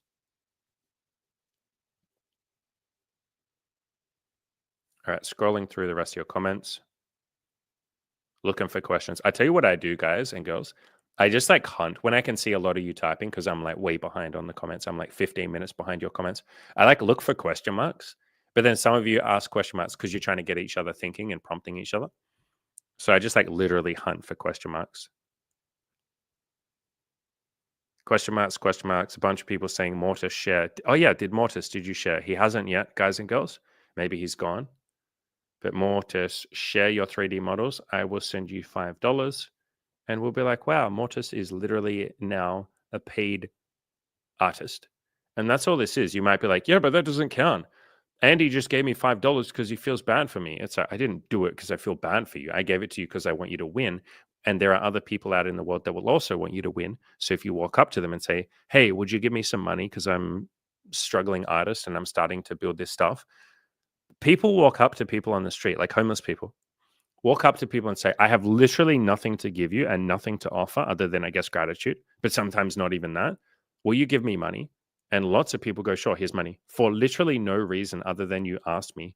And so you can be like a struggling artist or something. You can be the 3D modeler who doesn't even do a good job. And he's literally just like, can I have money? And they'll be like, yes. All right. Expert cheek clapper, you're talking about pigs in blankets. No, I'm talking. Sorry, you said you're talking about sausage rolls. I know what sausage rolls are. I'm Australian, but I'm saying pigs in blankets. No, pigs in blankets. Listen, I will show you what we call pigs in blanket. So maybe they're different for you guys. Maybe you guys do wrap them in bacon, and we do have those things. But look, I looked up pigs in blanket Australia. So let me give you a better photo. I mean, you can kind of tell from that, right? You kind of see what that is, I guess. So it's like, yeah. And I can see bacon wrapped ones there. That's obviously what you guys eat. But like, these are what we eat. We eat them wrapped in pastry. You can even buy them in the supermarket. See? So it's just like a sausage, like a hot dog, those red, like Frankfurt hot dog things, whatever they're called, wrapped in like pastry. We call those pigs in blanket because like the pork is a pig and the little thing is a blanket. But yeah, I can see that people do American. I honestly thought all British people did them in pastry too. Because lots of Australia's a really interesting country. We've imported a lot of culture from America. Because yeah, you American, America is like America's number one export is its culture. America does a really good job of exporting its culture, and I guess making social media apps as well. Like that's America exporting its culture, and so a lot of the world runs on America's culture, or like lives in American culture, even without being American. But we also have a lot of like British culture too, because like the Brits obviously sent all their convicts here. Like we're a very British country, but also a very Australian country. We literally let the Queen or the King, like that's our monarch. Like in the UK, the Queen or the King now is kind of like, I guess they're more like a figurehead. They don't make a lot of decisions, but like they respect and admire the Queen and the King. We do in Australia. She's on a lot of our money, like literally our dollar bills and our coins and stuff, mostly our dollar bills, have the fucking Queen. I guess now they have the King on them. So like Australia is an interesting country with quite a few different imports of culture. And then we have a lot of immigrants, and like we have a very mixed raced country, kind of like America at times. And the UK has a bit of mixed culture too. But yeah, we're in an interesting position where sometimes we take on British stuff, sometimes we take on American stuff. We don't really have a strong culture ourselves. I guess we have a culture of like relaxing and going to the beach and stuff, but we don't really have our own food. Like any Australian food that people will point to really didn't come from here. Like if you all name Australian food, you'll say Vegemite. No, that came from the UK. It's like Promite, Marmite. It's the same thing. If you say Lamingtons, which is a cake that we eat, no, I think that came from New Zealand. If you say pavlova cake, no, that came from like New Zealand or something. Like anything that you would name. We love meat pies and sausage rolls. That's British. And I think they do that in Poland as well. Like we don't really have anything that's like strictly Australian when it comes to food. Like the food that we eat comes from elsewhere. It's because we're a very young country. Like a lot of your countries are like hundreds of years old, but Australia was only founded in like 1901. So we're like only 100 and something years old. I guess there were people here before that, but like as a country called Australia, we're only like 100 and something years old. So we just don't have a lot of like old buildings. There's no like ruins of buildings like there is in other countries. There's not like the old Roman Colosseum where you can see the old buildings. There's nothing like BC or anything. Australia's a very new country when it comes to like a lot of stuff. So it's an interesting place to be. It almost feels like we're neutral in terms of culture, and then we can just observe different like cultures and what they like to do. We're almost a little bit more impartial about it because there's no culture for us to defend, I guess. It's interesting. It's why we're a lot more neutral in a lot of wars and stuff. We'll pick a side, but we're friends with China and America, and we sort of have been for quite a while, which is like an interesting position in itself because America and China sometimes don't like each other while simultaneously relying on each other for a lot of like imports and exports. Anyway, enough geography and politics and shit. Phoenix, USA, USA. I always like when Americans do that chant. USA. It just sounds great. And it doesn't really work for other countries. Like, I guess it works for like Germany, Germany, but like you never hear any other countries doing that chant. Brazil, Brazil. Like it doesn't work. USA works really well. Good job. Yeah, frame by what you're talking about here, my brother. Yeah, this is how a lot of people feel, man. And with practice, eventually you learn to just be positive, like basically all the time. But you forgive yourself for the times when you're not positive or when you're feeling a bit of a dark spiral. Like you said, sometimes my mind just enters this dark downward spiral and expects the worst outcome. And then you can, like maybe you already know this, but you can play around with that and say, did I choose to go into a dark downward spiral? No. Did I choose to expect the worst outcome? No, that's just my brain doing what it's doing. My mind is just doing its thing. Oh shit. It's not even me doing it. I'm the one that notices what my mind is doing. Then you can get into a very fun, almost like Buddhist or psychology or philosophical type question of like, wait, if I'm able to observe my own mind, doesn't that mean I'm not my mind? Like, what the fuck am I? You're the thing that observes the mind, whatever you call that. In Buddhist, they call that higher mind.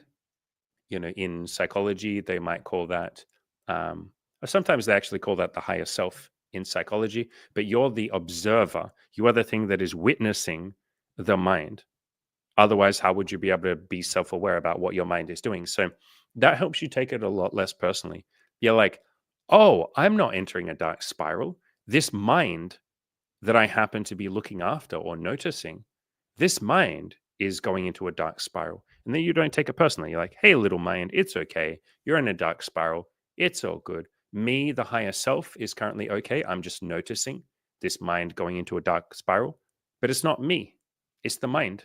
It's just the mind doing what it does. Sometimes it gets egotistical. Mind does too. Like sometimes it gets sad. Mind does too. Sometimes it has emotions. You're just noticing and witnessing that shit, and you're not taking it so personally. And that can help a little bit, realizing it's not you. Yeah, exactly what you said, framed by this. Look at this fucking self-awareness right here. Even though rationally I know everything is going fine. Yes, see? So there's a higher part of you that's like, oh, everything's going fine, but this mind doesn't believe it. So I am not my mind. Oh shit, I'm the thing that notices the mind. Whoa, that's cool. Okay. I don't have to take it personally. And maybe there's nothing I even need to do. And if my emotions and my mind is all over the place, I can just be like, that's fine. The mind is just doing its thing. It's going a bit fucking crazy right now. Cool. Do whatever you got to do, mind. You want to throw a tantrum and get sad, do it. That's all good. I'm just going to be here rationally taking action or doing whatever I want. And you kind of take on this almost parental, like caregiver role with how you view your mind and your emotions and all of that. And you go, okay, maybe my mind and my heart and my body are just three things that I'm in charge of. Maybe I'm going to take on the responsibility to look after them, almost like a garden that I am watering. And I would just tend to my garden and look after it. And when my mind is having a little fucking freak out and my emotions are going all over the place, which happens with me too, like that happens, that's a human thing. When my mind and my heart and my soul are just going crazy, I can just be like, Everything's okay. It's okay not to feel okay. It's okay not to be okay. It's okay to be emotional. It's okay to be upset. It's all good. I'll just look after these things. What do I need to do to look after my mind and my emotions that are currently going everywhere? Like Rishav said before, maybe I'll go play Red Dead Redemption 2 for a couple hours, and that's me looking after my mind. Like my mind is sad and stressed. Why don't I do something nice for it? You can almost take on this like third person role or third person point of view of your emotions and your mind. You don't have to get so caught up in them and take them so seriously. A lot of suffering in life comes from taking the emotions and our thoughts in our head so seriously that we identify with them, we get trapped in them. Like it's almost like you're saying, I feel sad. Cool, great. What do I want to have for breakfast? But I'm so angry right now. Yeah, that's sweet. Like, what do I want to do today? But I'm so hopeless and lonely. Cool. I might play some Red Dead Redemption. Oh, that'd be nice. Like you're just like not taking it so seriously. You see parents that are very peaceful with their kids doing the same thing. Their kids throwing a tantrum, and the parent, and this takes a lot of practice and a lot of work. You know, parenthood is definitely a challenge from what I've seen. I'm not a parent, but from what I've seen, you see some parents are able to just see their kid throwing a tantrum and they're like, cool, yeah, he's throwing a tantrum right now. It's all good. Like, you'll be fine, little boy or little girl. You'll be okay. Everything's okay. Nothing's wrong. You're throwing a tantrum because you didn't get ice cream, but it's all good. And the kid's like going fucking ape shit crazy. And the parents just like, yeah, anyway, what do we want to buy from the supermarket? Like, the parents just chilling. And that isn't most parents because that's a very fucking interesting, challenging state to maybe get to. But yeah, that is possible. So brilliant stuff. Expert cheek clapper. Nah, man, you have shrimp on the barbie. Yeah, so he's talking about we cook shrimp on the barbecue. We actually don't cook that much. I don't know why that got. Actually, I do know. It was from I believe Paul Newman or one of those people, Crocodile Dundee or like someone somewhere in some ad in the 70s or 80s was like, yeah, mate, throw another shrimp on the barbie. But like that is something that we basically never eat, like ever. We just it's been like months or years since it's been years since I saw someone eat shrimp cooked on the barbecue. We cook steaks on the barbecue. We cook like bacon and chicken and shit on the barbecue. We don't really have shrimp on the barbecue. I think that was just a throwaway line from an ad from the 70s when it was a tourism ad where they're talking about like, come to Australia, mate. We'll throw another shrimp on the barbie for you. And it's like, how many tourists do you think came in the 70s and 80s and even maybe today? Since you're still saying it, see? So it's still a line that people remember. How many people do you think come here and they get off the plane there? All right, let's go hunt out these barbecues. I want some shrimp. And they go looking around and like, no one's eating shrimp. And then they're just fucking depressed. They're like, man, Australia sucked, bro. There was like no barbecue. There was barbecues, but they were just cooking like steak and chicken. We do that back home in the USA. Like, yeah, Rishabh, koalas. Yeah, but that's not something we eat, Rishabh. I was talking about food. Brother, maybe I didn't make it clear. I was talking about food. We do not eat koalas. I want to make that very clear. Also, when you meet a few koalas, they're adorable, but they just sleep a lot of the time, which is still cute. They're very cute. They're very, very, very cute. But you can't eat them. We don't eat them. We do eat kangaroos, though, but we don't eat koalas. We also eat crocodile as well. And crocodiles, you have them across the world. You have alligators more commonly, but crocodiles are more aggressive alligators. Dr. Chad.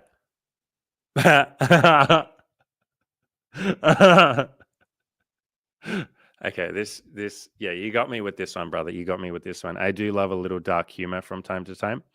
Yeah, maybe Germans still got a little bit of that like hesitancy about walking into a room and be like, Germany, Germany, Germany is the best country on earth. It's like, whoa, whoa, whoa.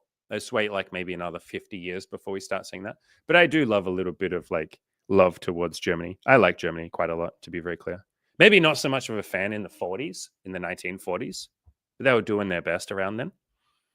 But I like Germany as a country. Plus, like at this point in time, it's funny how like something like that at the time, you're so convinced, like not you, obviously, but people, German people at that time, a lot of German people were so convinced, like, yeah, this Nazi shit is great. It's going to work out great. And then it's like literally 80 or 90 years later, there's still a sense of like, cringe. Let's not talk about that. Like, imagine if at the time you're like, no, this Nazi shit is good. And it's like, imagine if you could show that person like the next 90 years of history. Would they rethink it? Probably. But Aren't we innocent? A lot of us are innocent until we see the effects of our choices, and then we're like, what in the shit was I thinking? Why did I ever think killing other people and going to war with the whole world would bring me peace? But lots of people believe that story, don't they? There are lots of people that believe that war will bring peace. It's very like 1984. War is peace. Attacking your fellow brethren will make you happy. Turning towards the ego and believing it will definitely make me more divine and peaceful. We just get confused. Anyway, Mortis brother, if you're listening to this, if you're here, we all want you to send your 3D models to me.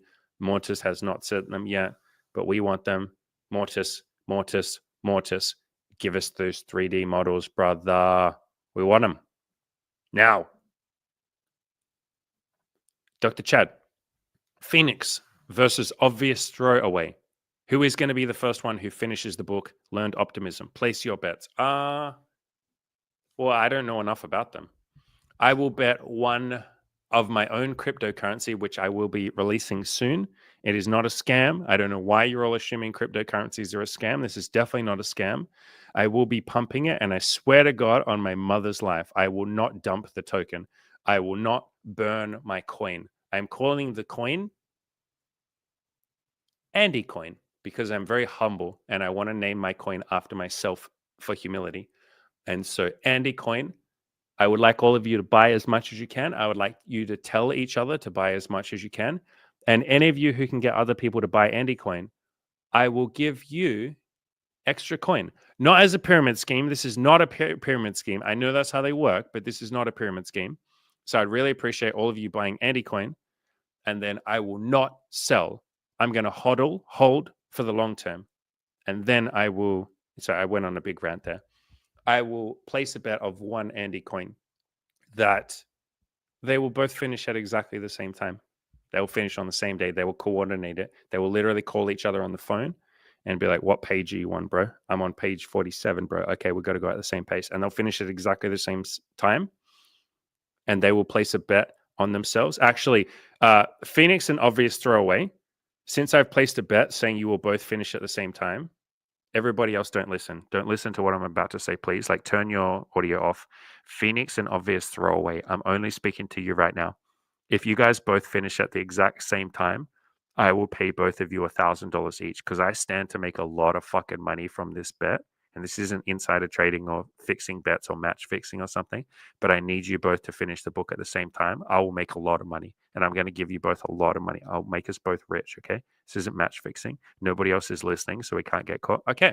Everybody else keep listening now. Back to it. Thank you for muting your audio for a while. Yeah. So let's place our bets. Yeah. You guys decide whether or not Phoenix is going to win or obvious throwaway. Those are the only two options. You can't pick anything else. Scandalous. It's not Yeah, no, wait, you were listening. So yeah, bro, don't say the word scandalous. You'll get us in trouble. Phoenix, delete your fucking comment. You say the fix is in. How do I delete comments? Delete comment. I can delete comments. No, I can't. It won't let me. Shit. Phoenix, can you delete your comment? Obvious throwaway, delete your comment. Guys, we stand to make a lot of money here. Stop fucking around. We will make a lot of money. Everyone else, place your bets. Who will finish first? Brilliant. All right, what other questions have we got? Obvious throwaway. Yeah, bro, I like this. You say, Andy, well, speaking about you are not your mind, my own theory from being very, very high on shrooms one day. Been there, brother. Been there. Is that the mind is actually a collaboration of many independent systems and psychoactives placed separately on separate ad least. So I have to read. I can't say this out loud and comprehend it at the same time. Yeah, that's a good way of saying it. Other people that have. So basically, what you're saying, for everyone who didn't catch that because I put it up there quickly, obvious throwaway is talking about something that other people have talked about when they call it different modes, like MODES, modes that your brain can operate in, and it's like different ways of thinking. I've heard other people call this like the lower mind, the higher mind, the lower self, the higher self, the ego versus like, the thinking part of your brain. Yeah, it's like there's different parts of your brains or different modes of thinking.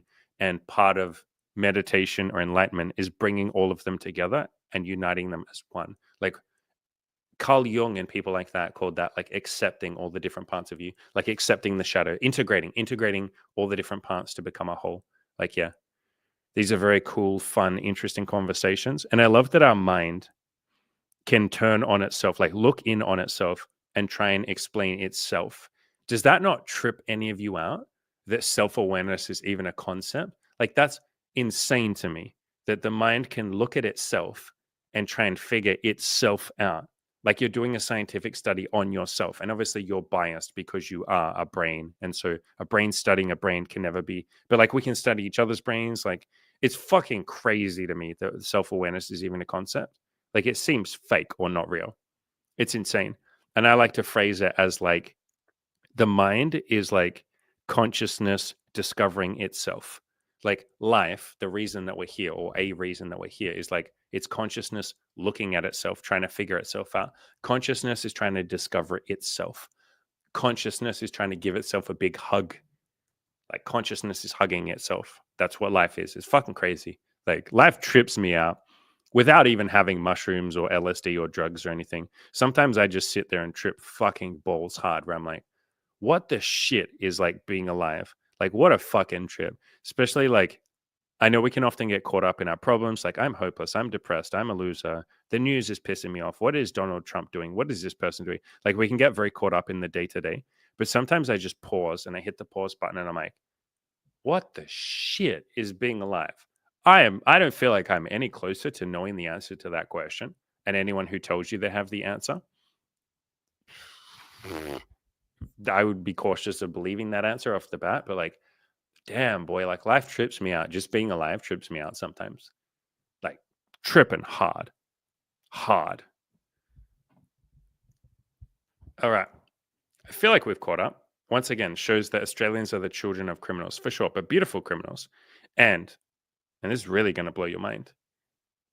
A criminal can, I know you weren't saying the opposite of this, but like a criminal is still a person. A criminal has a chance to, rescind their actions and do something beautiful. I'm a criminal. I went to jail when I was 19.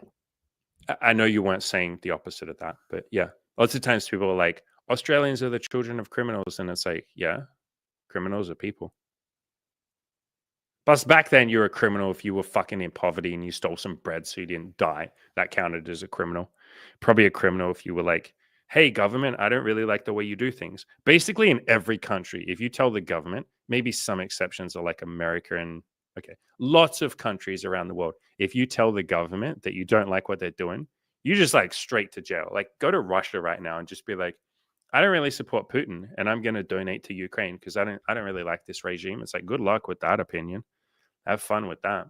So, yeah, we're criminals because we stole bread. And there were probably some actual like people who did commit lots of crimes, obviously. Crash Kid, self-awareness is step one to healing. For sure, my brother. I'm so grateful that I am self-aware, that I have the capacity, because I didn't have that capacity for like, I don't know, the first like 23 years of my life. I just wasn't self-aware. I couldn't tell you why I did anything. I had no idea why I did anything at all, ever. I just did what my instincts told me. I was literally like an animal running on instinct, like straight up. If I was angry, I would just lash out at people. I didn't know that you could choose your actions. And I remember when I first went to therapy, a psychologist, and she was like, all right, so when you're angry, what do you do? And I'm like, well, I yell at someone, I defend, I run away, I hit them, I just do all of that. And she's like, all right, what if we like introduce a pause and we choose a different action? I was like, what do you mean? And she's like, well, what if like when you're angry, what if you go for a walk and think about it? And I was like, what do you mean? But I'm angry. I have to yell at the person. And she's like, yeah, but like, what if you don't have to yell at the person? I was like, but I'm angry. I have to yell at them. And she was like, no, I know. But like, what if you did something different? And I was like, but I can't do anything different. I'm angry. So I have to yell at them. Do you mean after I yell at them, I could do something different? She's like, no, like instead of yelling at them, what if you don't yell at them? I was like, but I'm angry. You have to yell at someone when you're angry. Like, I'm not choosing to yell. Like, I'm just angry. Then I yell. It's like, I didn't choose to yell. I just yelled because that's what you do. And so she was like literally trying to explain to me self-awareness. And it took a while. It took a few sessions. And then when I started doing cognitive behavior therapy and choosing different like actions, whoa, that was a trip and a half, bro. When I realized you could pause between getting triggered by something and then the action that you took, and you could choose a different action once you built it into a habit and it got easier. Fuck, man, that was like the beginning of all this stuff. So that happened when I was like 20 something.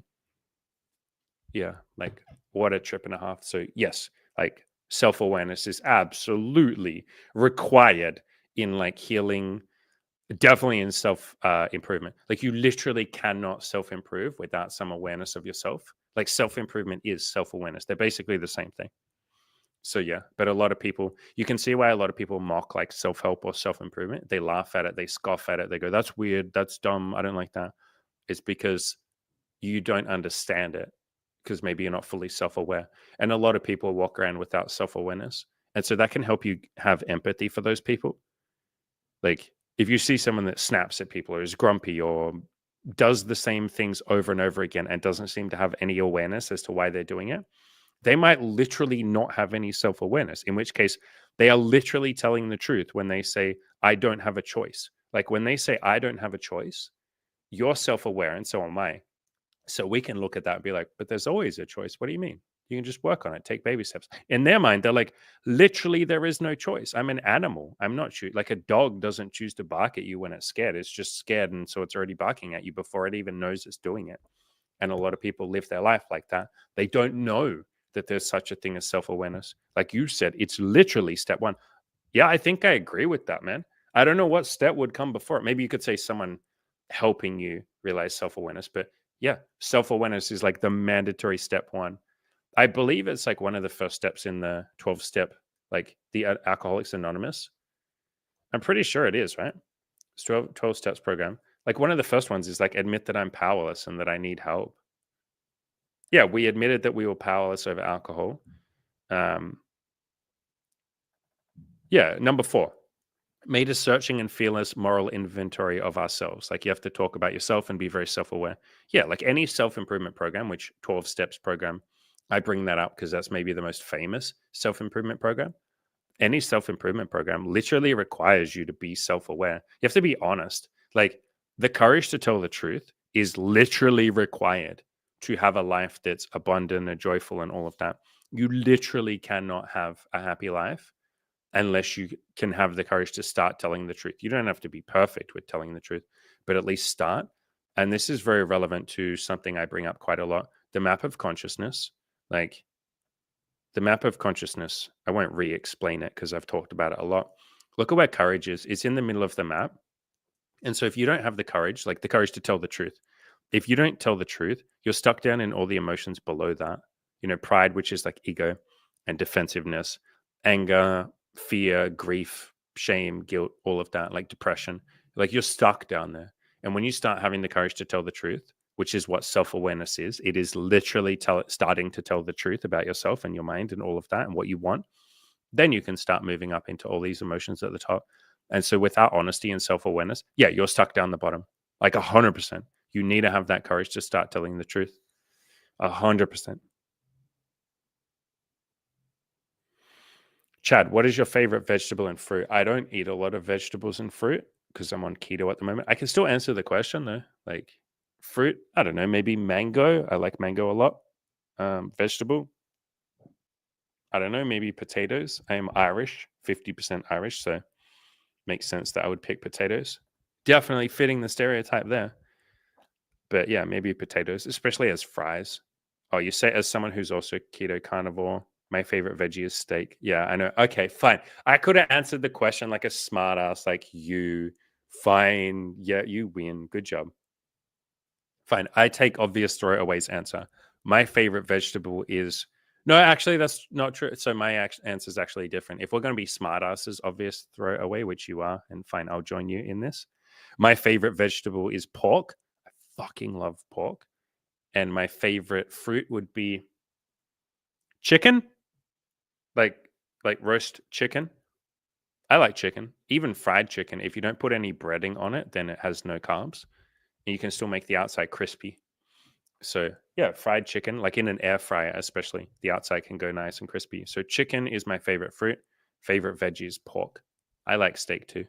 We don't know what we don't know. Amen, brother. I know, right? Like that helps you have a lot more forgiveness. I guess like empathy. Patience, patience. You can be a lot more patient to other people when you're like, oh shit, this guy isn't an asshole. He just doesn't know any better. Like he's doing the best that he can with what he has at the time. There's a quote from, I believe, like Seneca, one of those people, maybe Socrates. It was like every man and every woman is doing what they believe to be the good in every moment. Like they're trying to do the best for their life. Like no one is intentionally trying to fuck their life up. Even the people who seem like they are, like they're self-sabotaging, they're on a race to the bottom. They're doing that so that they don't have to try and improve their life. They're doing that to be complacent. They're doing that because that's what they think they deserve. Like everybody's trying to do what they believe to be good for them, or they're trying to do the best they can. And a lot of the time, like you said, they just don't know any better, man. Like think about all the times when you've made mistakes or learning lessons, and me too. All the times we've ever hurt ourselves or other people. Like we were trying to do the best we fucking could, but we were going through emotions. We were struggling. We were pissed off. We were hopeless. We're feeling all of this shit. And then we lashed out at other people. But if we just weren't feeling all of that shit, we wouldn't have lashed out. And so under the current circumstances of what we were feeling and believing and thinking in that moment, the hurt that we were going through, that was the best that we could do. Now, can we do more in the future and do better? Of course we can. Like that's the point of self-improvement. But yeah, it helps you forgive others when you realize everyone's doing the best they can. Rishav, did you know tomatoes are fruit? Yeah. King Cold says, cold approaching women with the I Love Hot Mums t-shirt is peak performance. That's nice. I actually like that. You probably make a lot of hot mums smile. I'm not even being silly. Like, I think that can be quite a nice fucking thing that you're doing. Walking around, making a lot of people smile. Think how many hot mums you'd be like, that's funny. That's nice. You made me smile. Especially if you go up to some hot mums and you're like, hey, look at the shirt. And she's like, wow, you think I'm a hot mum? That's really nice. That's nice of you. So, yeah, I love this. This is charity work. King Cold, you're basically talking about altruism and like charity. Like that's right up there with Mother Teresa. And Mother Teresa is one of my favorite people. Yeah, she fed the world or fed the homeless, sorry, changed the world, had a positive impact on many, many people and inspired generations of people to be more loving and compassionate. But she didn't necessarily make hot mums feel really nice about themselves and their attractiveness. So I think it might be it might be Nobel Peace Prize worthy if you do it for enough days. It might be right up there. So you're doing the Lord's work, my brother. You're adding to the universe by walking around. I'm assuming you didn't. I'm assuming someone else did this in a YouTube video. But beautiful, man. Get out there and make those hot mothers feel really nice. I tell you what, maybe you can alternate. One day you go around saying, I love hot mums. You'll make them feel good. And then you say, I love hot dads. You have a shirt, hot dad. Maybe on the back it says, and I love hot dads. There you go. Now you'll make a lot of people feel good. Or you already, here's on the front, I love hot mums. And then on the back, and shout outs to all the hot dads too. There you go. There you go. You probably make every hot, attractive mother and father feel really good about themselves. I guess then we're neglecting the people that aren't as attractive. So maybe we do something about that. Maybe on the sleeves you say, and to the less attractive mums, nothing but love for you. And on the other sleeve, and to the less attractive dads, I'm here for you, homie. Like we brothers. There you go. Covering all the bases. I then guess what? Then at that point you're missing out on the non-mothers or fathers. Maybe you wear a beanie that says, and everyone else, love ya. There you go. Fucking Mother Teresa work right there. Absolutely crushing it. You're doing the Lord's work, like I said. Now you're all talking about cucumbers. At this point, we've probably finished the stream. What do you reckon? We're literally devolving into like just fucking cucumbers and vegetables. This is the moment where it all starts to go downhill. Plus, I've run out of questions. Do you know what's better than a hot mum, Rishav? A hot mum of a hot mum of a hot mum. I don't even know. So you're saying gilf? Yeah, but that's still a mum. That still falls in the subset if you understand like mathematics and like set theory, like Venn diagrams. In the Venn diagram of hot mothers, that's the big group.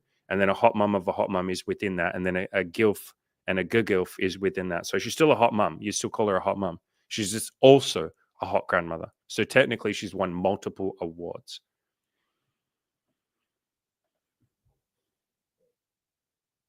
All right. I reckon we finish up. That's about it. We answered all the questions. I appreciate all of you. Rishav, we love you very much, brother. And there are a few of you that were suffering. So Rishav, we love you very much, brother. Today, as you play your Red Dead Redemption 2, and as you feel a little bit lonely, maybe a little bit jealous and all of that, just remember there are a whole bunch of people that don't even know you and still love you deeply. and really care about you. I'm talking about all of us, obviously. And so imagine what will happen as you start putting yourself out there more, talking to more people. Lots of them are going to get to know you and love you too, brother. They'll know the wonderful human being that is you. Who else felt a bit sad? Mortis felt a bit sad, brother. I get that you feel hopeless and all of that. Mortis, if you watch this stream back, and everyone, hey, tomorrow, let's like get on Mortis as well and like drill it into him. Mortis, we want you to send me a screenshot of a 3D model. Or hell, brother, send me the actual 3D. Do this. Mortis, send me the 3D model, like the actual file. Like, I don't know what file they come in. .object, .3D. I fucking know nothing about 3D modeling. Send me the actual file and I will find some like free software that I can download to open it. And like, we will open the fucking file, bro, and I'll open it on stream. We'll all look at it. We'll all give you compliments. Everyone will be nice to you. And I will send you that $5, brother. Mortis, we want to see you start winning. Who else was sad? Phoenix, you're a little bit sad. You're still sad. Brother, we got nothing but love for you. You show up every single goddamn day to these streams and you open up your heart. You are incredibly vulnerable. We could have all rejected you. I think you know that. And maybe some part of you thought that we would. Like you thought, oh, I'll be a burden if I keep opening up. At some point, these people will tell me like, just shut up and go take action. And we have said that sometimes. We don't say shut up and go take action, but we push you towards taking action. But you've been incredibly brave, bro. You've been an inspiration. You all have. But Phoenix, you said you were sad. So I'm speaking specifically to you. You've been a huge inspiration, man. So really good job. All of you are wonderful people. Crash Kid, you are awesome. Andy Saw is your better half. I'm assuming you're talking about Emmy. Yeah, she's wonderful. She's a lovely human being, obviously. Be pretty funny if I was like, yeah, I don't like her. That's why I've been together with her for like 7 years. But yeah, I appreciate all of you. If any of you are listening to this, because there's probably going to be a few people listening to this afterwards, yeah, you weren't here, but we still, even though we don't know you, have nothing but love for you. We appreciate all of you. We promise you if you're sad, we're here for you. You can come to the stream tomorrow. You can leave a comment, whatever you want to do, and we will have love in our hearts for you. We will appreciate you. I tell you what, since we're ending on a nice message, I won't play the normal like outros. I like the outros and the coaching pitches and all of that. But we will just end on this. Got nothing but love for all of you. We're here for you. Have a beautiful day.